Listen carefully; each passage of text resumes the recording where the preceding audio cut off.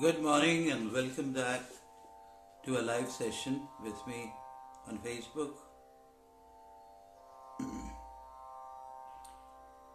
We introduced last time the series of conversations and interactions, mystics to metrics, and I had introduced what it really means.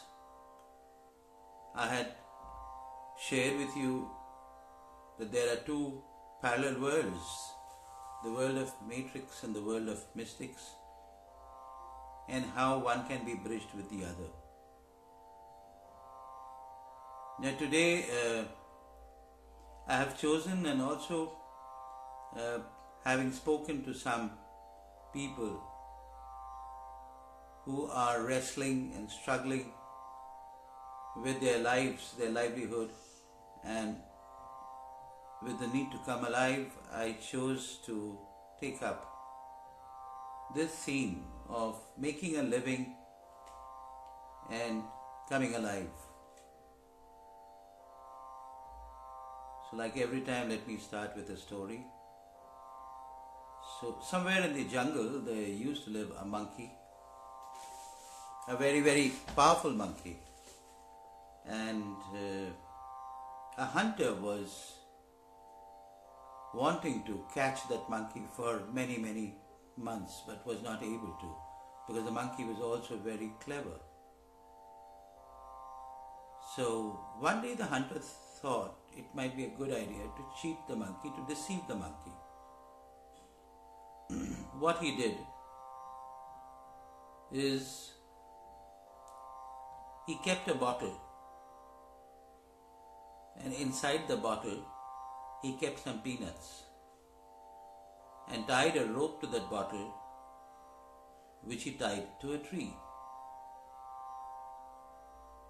The rope was not so visible. What was visible was the bottle with the peanuts in it, and hid behind a bush, waiting to see if the monkey comes. The monkey did come. Welcome, Rashmi. Thanks for coming and joining my live session. Stay with me till the end.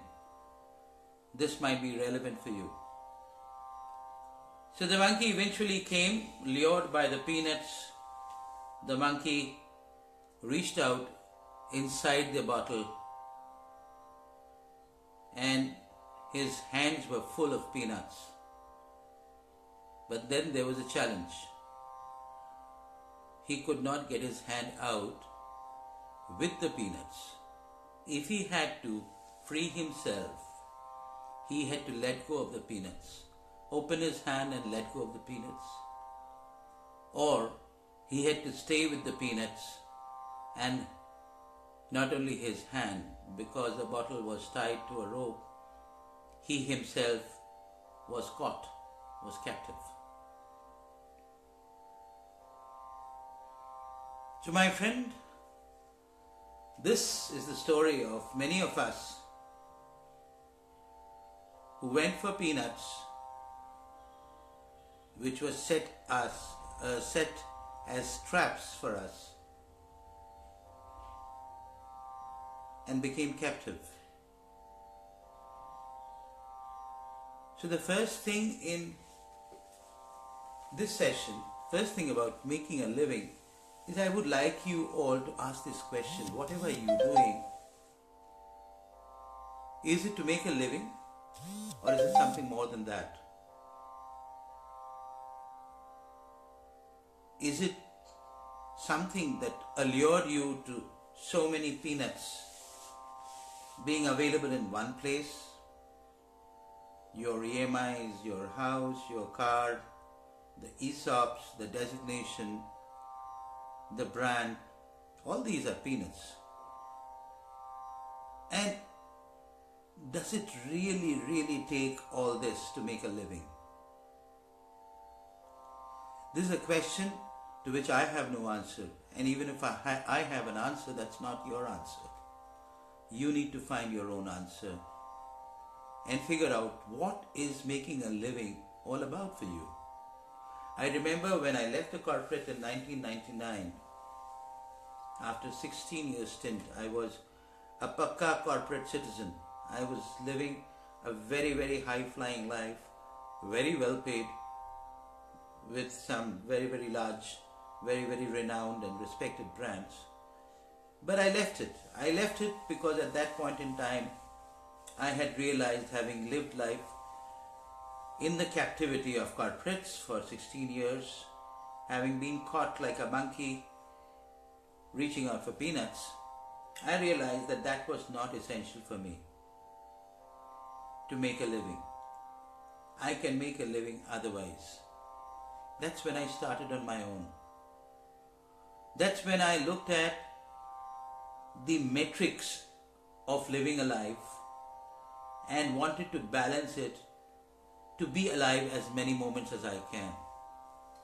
Well, it wasn't easy. It took me two years or so to settle down, and making a living was something that didn't come by very naturally, because obviously there were no paychecks. More than that, there was always this worry, end of the month, will I have enough to sustain myself and my family? And believe you me, I'm talking from my experience. There have been moments when it has not been enough. But that was 1999. And today, in 2017, I'm grateful and proud that we have not only survived, but in those moments, those difficult times, showed us how to come close together. Those were also times when we reinvented ourselves. Those were times when I found there were many more things I could do. Things which I would otherwise not choose to do, not prefer to do. For example, headhunting. I found that that was lucrative. At the end of the day, if I could spend a little time to make some money which can help me to sustain myself, what's wrong with it? So my entire thought process changed. I'm not giving you prescription. What I'm saying is that the first thing about making a living and balancing it with being alive is to make a choice whether is this the way that I want to make a living. Whatever am I doing or I am doing, is it to make a living? I've heard many of my proteges saying, well, I'm carrying the responsibility of me and my family and doing whatever I am doing, slogging it out day in and day out. Just go back to your family and ask them, did they ask you to do all this that you are doing? You will surprise yourself. No. In fact, they wanted you much more closer to them. So it is not about you. It is neither about your family. It is something about the environment that you are in. Much of what you are doing is because what your peer is doing, what your neighbor is doing, what you are societally meant to be doing. And that's the biggest killer. Because you've assumed that there's a society which is outside of you and you are not a part of the society. You've assumed the authority of society and made yourself a victim, carried the victim identity, allowed such assumptions in preconceptions about society and other similar institutions to rule your life. Yes, my friends, the first thing about balancing making a living to being alive is to making a choice. When the monkey lost its freedom, it had the choice of pulling its hand out and letting the peanuts go. You have the choice of pulling your hand out, letting the peanuts go, and look for peanuts in your own garden. Trust me, you have them. I have heard many of those who I coach, who day in and day out crib about the role that they have, the goals that they have, their bosses, and all that I have to say is, who set them up to make your life miserable? You set them up. You carry your victim identity, you wear it on your sleeve, and you expect that no one will be there to persecute you. And having persecuted, the person will not come back with easy sops saying, okay, you will be taken care of, and making you feel good. Wow, I'm so well taken care of. So what I am trying to say is, no one is to blame but you. If you are believing that you are completely smothered with making a living and you're not enjoying it. There is this prevailing myth, and I have seen this very amusedly, that people are postponing meaningfulness, joy, and being alive until they have made living enough. They have amassed as much of wealth as possible to secure their future. They have all the wherewithals by which they believe they can survive. They can ward off all the threats of perishment. And then they will go out and live life per choice. There are many who believe in that. And I think that's one big foolishness. That's one big fallacy. Namaste, sir. Yeah, you were sending some URL. Please, let's talk sometime else. That's a big fallacy. That's a big fallacy because the fact that we are meant to make a living is inherent of the way life is meant to be as per our 5,000-year-old wisdom. There is an ashram called Grihastha, which is all about making a living. And do you know why this ashram is in there? That ashram is not in there for you to take responsibility and make people who are dependent on you to stay alive and survive. That ashram is there for you to learn a few things and be prepared for the next two ashrams, which is Vanaprastha and Sannyas. But what are you doing today? You are deferring, you're wanting to be alive with the excuse of making a living. And if you look very closely, most of the time whatever you are doing is not just to make a living, but to pursue something which is led by your greed. You're just legitimizing it by saying that's a part of my making a living. I have this concept of what I call as digital sannyas. When we go out for vacations, we see people come with their iPads and iPods and their power bank and their mobile phones for a holiday. They come for a weekend getaway. And I smile. Just the other day, there was this couple who was there, and from their own iPhones they were playing loud music, and we were in the midst of the forest, in the midst of nature.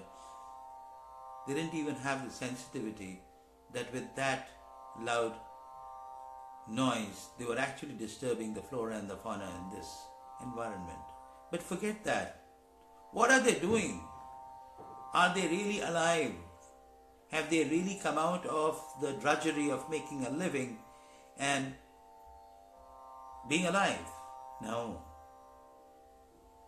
They can never be in sannyas, because sannyas is not leaving the world behind, but it is all about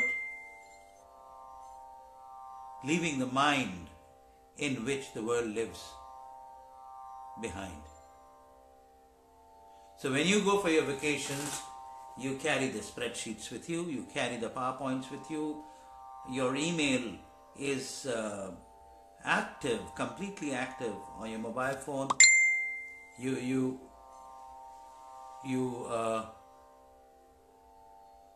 excuse me, I don't know who you are. I would like you to be around and listen to me instead of messaging me and disrupting me in my talk. Thank you so much for joining. There's somebody who is inviting me for something, and I don't know why the person has to barge in a live session. So, as I was saying, this is absolute fallacy. This is not being alive. When you come back home, you come back with your work in your mind. When you go back to work, you take back home in your mind. You are never there where you are. You are never there where you are, come to think of it. Yesterday, in the night, I was, just for a while, thought came to me that tomorrow I am going to have a live session on Facebook. What would I talk?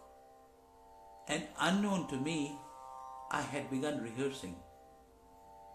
Don't you think many of you are doing that? Even before getting into work, you are rehearsing. And after the work is over, you are reliving it. You are doing a re-walkthrough of what you have done. And then, interestingly, you're also making amendments as you are doing all this in your mind.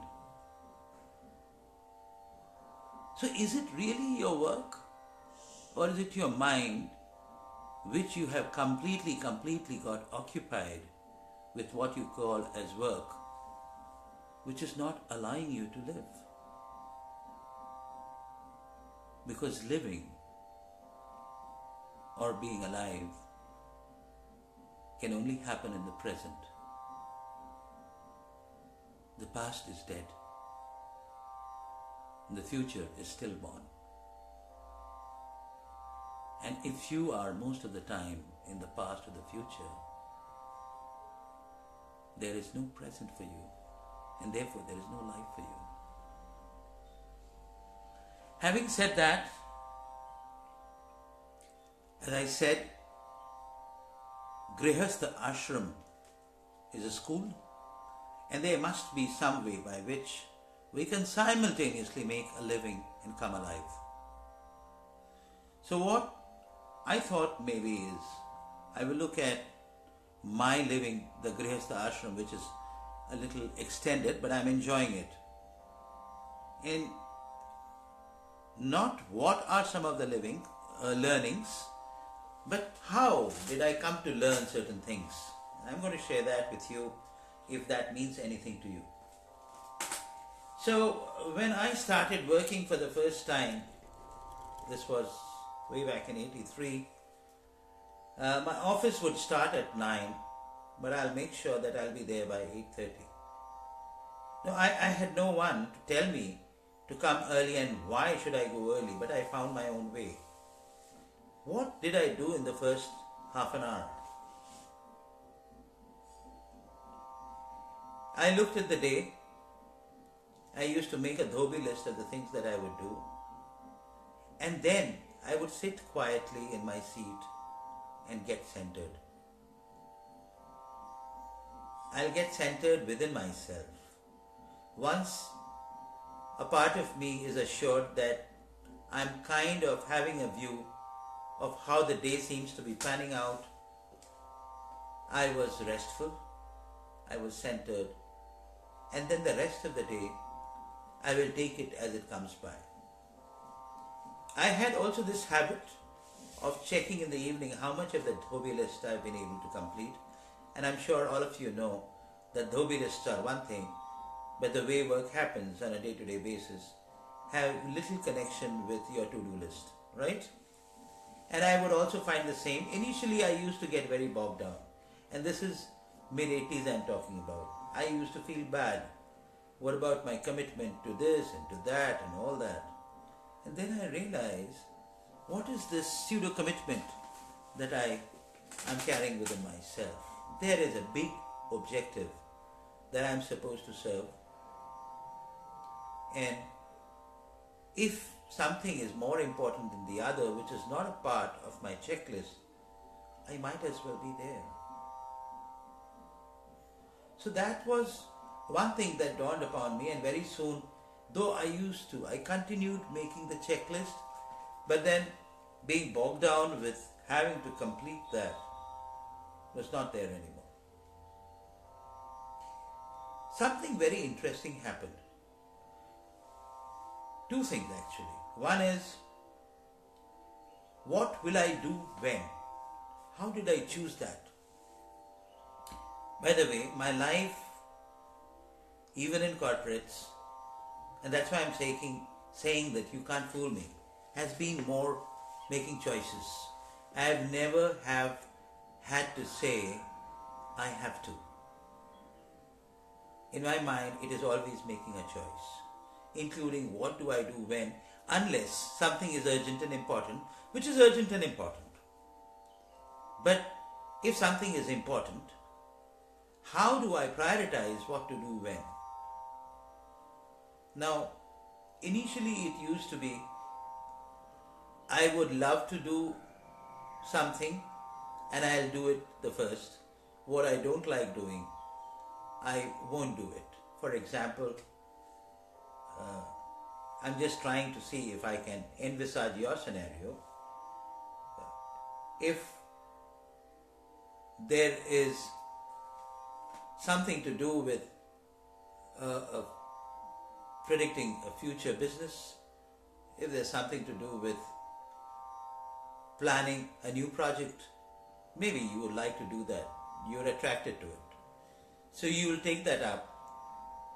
Take that up with a thought lurking behind your mind that the customer feedback that you would have got last evening needs to be replied, but you are procrastinating it because you are uncomfortable. And mind you, you will carry that back home. That will continue to nag you. That's exactly what I used to do. Do what I love doing, procrastinate what I don't like. And that used to get piled up till it became urgent and important. And then came the drudgery and the dislike of having to do and swearing under my breath, why, and all that, Till one day I found a way. I sat back and asked myself this fundamental question. Why am I doing what I am doing? And I'll tell you a story at this stage. And I'm sure many of you would have heard this story. There was a cathedral being built on a mountaintop. And there were stone cutters cutting stones. A tourist who was passing by stopped by a stone cutter and asked, "So why are you cutting stones?" And the stone cutter promptly said, "Well, that is my job." He moved a little forward. There was another stone cutter cutting stones, stopped by and asked him, "Why are you cutting stones?" And he said, "Well, I have a family to take care of, and this helps me to make a living." Fantastic.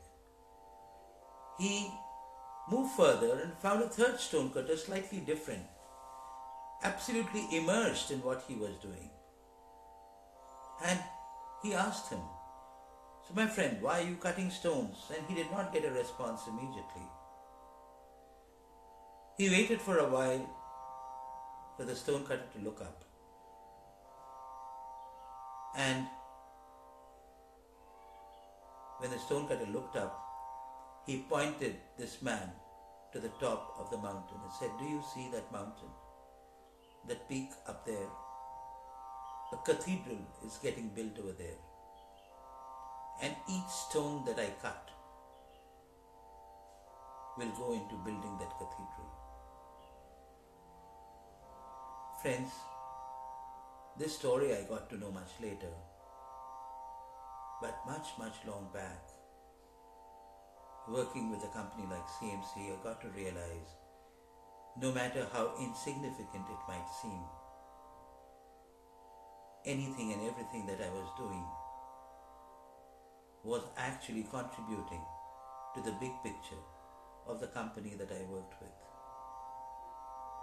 And that completely changed the complexion of my relationship with my work.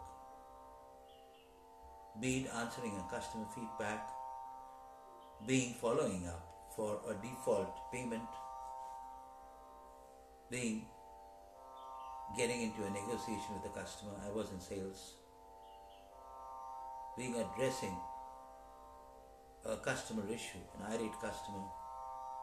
Everything was driven by that one thought, that one little thing that I will do will add to the big picture, the purpose because of which the organization is here.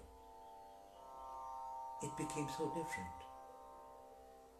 Another thing that happened, I realized, of course, when I was doing something that I loved doing, and I loved making PowerPoint presentation. I remember I made a PowerPoint presentation of only 5 slides, and it took me 5 days to make that presentation. Not because of the graphics, not because of the format, but because of the meaning that I instilled in every slide. It's like giving, it's like creation for me. It's like instilling life into some bare slides. So I used to love doing that, and whenever, even today when I make PowerPoint slides, I get completely immersed in it. But then there are things which I don't like doing. For example, commercials. I don't normally like to interface. However, the moment I ask myself, why am I doing whatever I am doing? What is the big picture that it is addressing? The entire complexion, the nature of my doing changes. Guys, please remember, it's not your doing that is bothering you. It's the thought, the bhava, the location from where you come, the emotions with which you do something that actually makes a difference between being alive and not being alive. So what I'm trying to say is, work is important, grihastha is important. Now that you have picked up the peanuts and gone into corporate captivity or some captivity, and I have chosen to stay in that captivity, one of the things that you can check with is whatever you are doing, like a potter, like a weaver, like a carpenter, I'm sure you would have watched them doing their job. Can you be immersed in it? And 2 things will happen. Today my life is living immersed in whatever I do. And from there are 2 insights I'm going to share with you. This myth about time will vanish. This thing about being a slave to time will vanish. Today I got up late, it being Sunday, and I knew 9 o'clock I have an appointment for you. For a passing second, there was this little worry that came, oh my God, I might get late. And then the question came to me, late with respect to what? I have chosen 9 o'clock as a time based on which I have made a commitment. But do I know when is it exactly meant to happen? Sutirth, Rudresh, thanks for joining.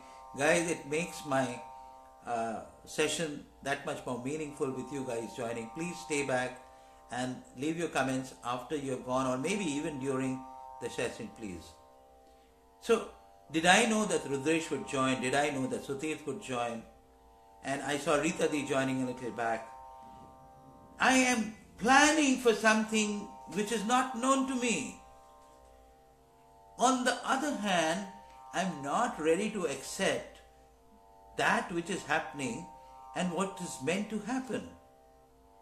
If I am meant to start at 5 minutes, 10 minutes past 9, I would do that.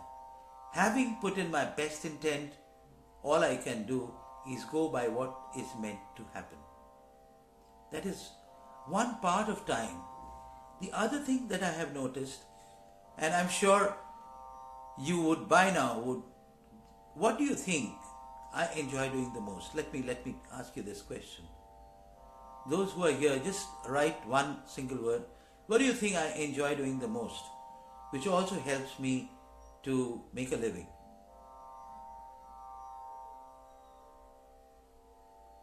Can I have some answers, please? What do you think I enjoy doing the most, which also helps me to make a living?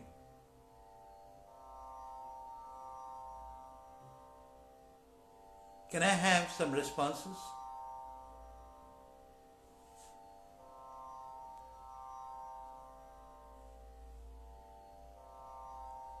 Enable others. Yeah. Being with others and helping them on their own journey. I personally believe that the most essential things of life can neither be learned nor be taught. We have it all inside us. If I can enable another person to be able to uncover these hidden gifts, these capabilities, and integrate it with life, I think I have lived my life. Now, I enjoy doing this, and when making others come alive, Anindita, thank you so much. Yes. Now, when I am doing this, I lose track of time. There have been sessions, and Anindita was in one of my sessions, when I know that I'm lagging behind, because I have made a commitment to my client that these are the things, these are the themes that will be covered. And for a wee moment, there would be a little bit of time pressure, and then suddenly, I don't know where it will dissolve, and everything will happen within that time. Exactly what is meant to happen will happen within the given time. If you ask me how this happens, it happens because the doer in me gets dissolved. So there is no worker. The worker gets dissolved with the work, so there is no working either. And in the process becomes an instrument of the universal design. Now this is not spiritual. This is very, very worldly. Those who paint, those who are into music, those who are into racing, into any intense hobby, they would know that when they get dissolved with their doing, there is no doer, and when there is no doer, there is no time. Try this out. And the way to try this out is hook yourself to that question, why am I doing whatever I am doing? And find an extraordinary significance, value for what you are doing. The second fact that I realized, and this is most interesting, hear me out. It's been a long time since I have worked for at a stretch 8 hours, an 8-hour schedule as we call it. I don't like to believe that we need to work at a stretch. We work because work is meaningful. If work is meaningful, whenever I feel it is making meaning, I am going to work, even if it is 12 o'clock in the night or 11 o'clock in the day. If I find that taking a walk in the garden is more meaningful, I would rather like to do it. Now, having practiced this for some time, I have this habit of looking back at the day at the end of the day, when I know after this there will be no work. I will be just by myself and my family and watching television and whatever. When I look back at the day, trust me, and you can do this with yourself, look back at the day and ask yourself, how many things I did were actually meaningful? They will not be more than 2 to 3 things. Anything that you are doing over and above that is a waste. You are doing because you want to feel relevant. You are doing because you want to make somebody happy. You are doing because you are scared that you might lose your job. And you are doing because you have fooled yourself to believe that you are responsible for making a living for your family, as if by not doing that, you will not be making a living. So please choose those 2 to 3 things which will not only be personally meaningful, but institutionally meaningful for the institution that you work for. Life will be very different, trust me. Having said that, a few other things, you may call them tips. There are certain times in the day when certain kind of work becomes more meaningful. If you are doing something which is creative in nature or creational in nature, do it first thing in the morning, before mid-morning, maybe between 8 o'clock to 10 o'clock. It works well. I'll tell you why. If it is a maintenance job that you're doing, if it is just getting back in touch, maintaining relationships, maintaining machines, maintaining codes, or doing small tweaks, look at a time from late morning till mid-afternoon. And if you want to do analysis, if you want to find out for yourself outcomes, if you want to work on results, if you want, those who are in sales, you want to go and close a deal, negotiate and close a deal, it should be late afternoon onwards up to evening. And there is a reason. I have seen this work 100% of the time. The reason is the 3 parts of the day, morning, afternoon and evening, are ruled by 3 kinds of energies.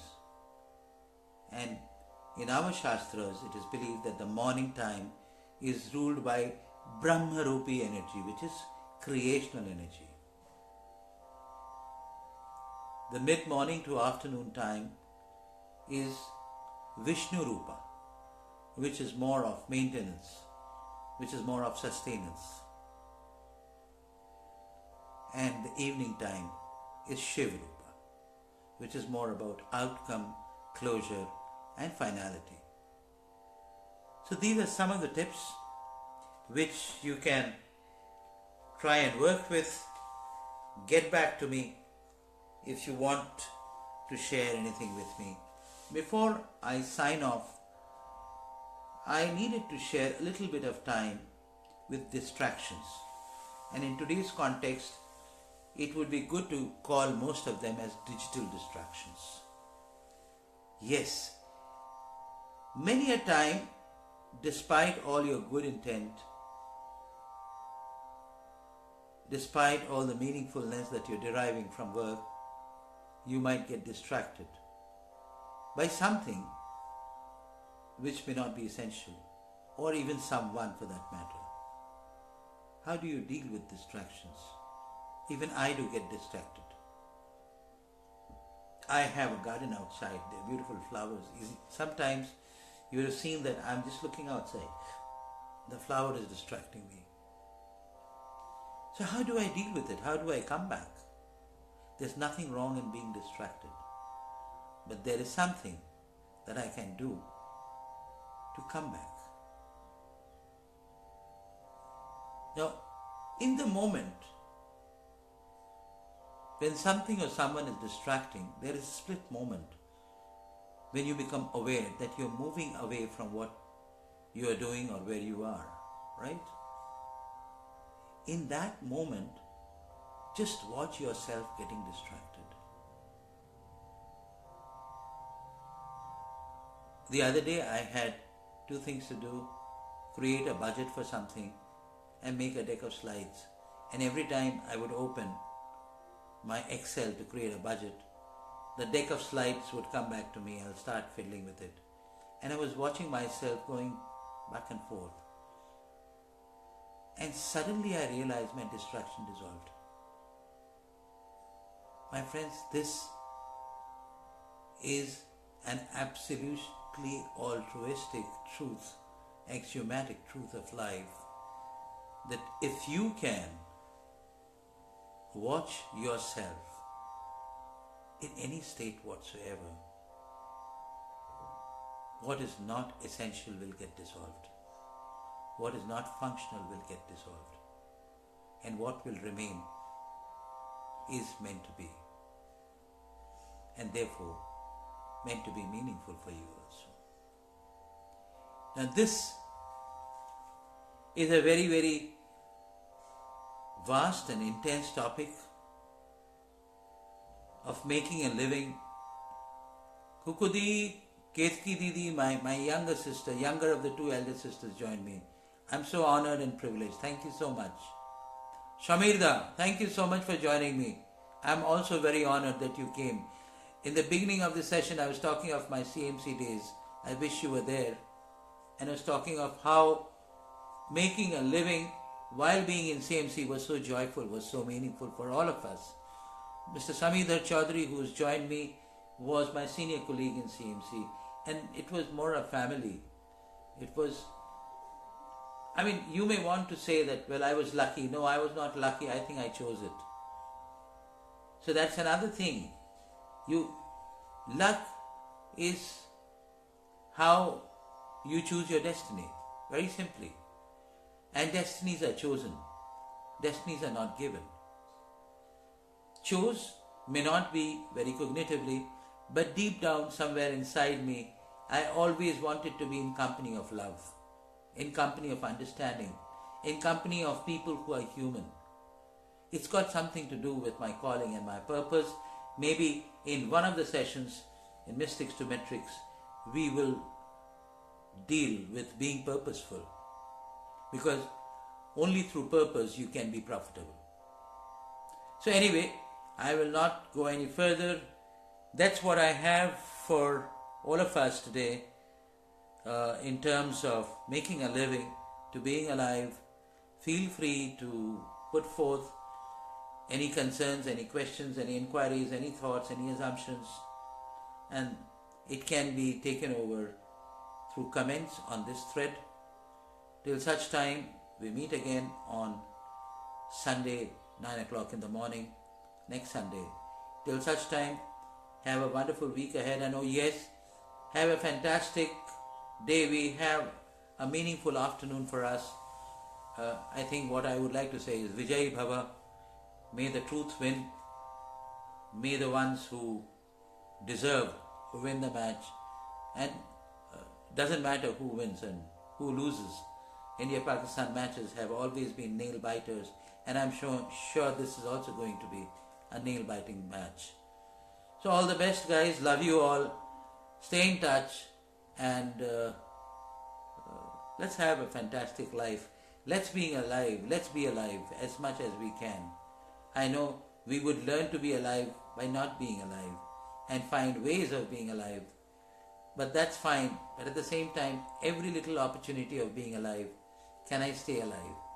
It doesn't need. Kukudi, to you too also. Have a very, very happy and joyful day. It doesn't need a situation for me to be alive.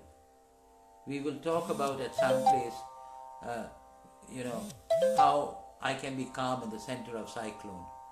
And it is possible, trust me, it is possible. Hi Mridula. I was just signing off, and good, at least you joined. You will be able to listen to the recorded video. I'll just post it over here.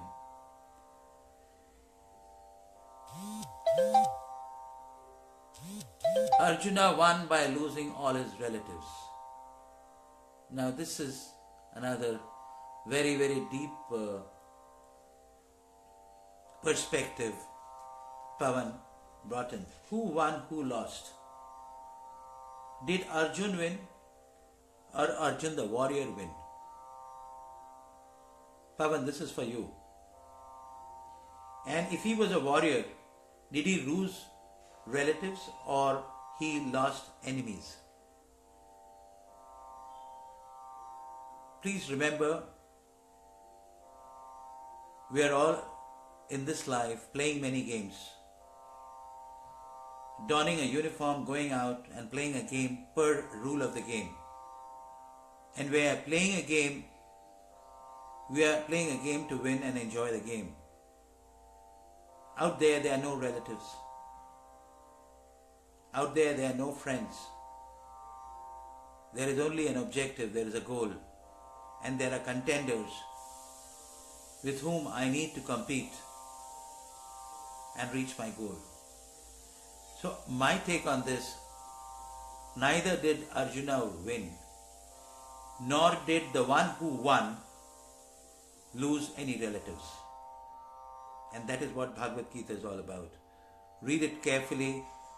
Don't go by the interpretation of the author. Read it, let it sink in, and allow your own consciousness to bring out interpretations for you. You will realize that it has more meaning than what has been ever written in the interpretation of Bhagavad Gita. Bhagavad Gita is not a book. Bhagavad Gita is a signpost that helps you to go in the depth of your infinite wisdom and bring out pearls with which you can live life. So Pavan, please, my request, read this part again. Come out with your own personal insights. I'll be happy if you share that with me. Okay guys, thank you so much. Have a fantastic Sunday. God bless you. Bye.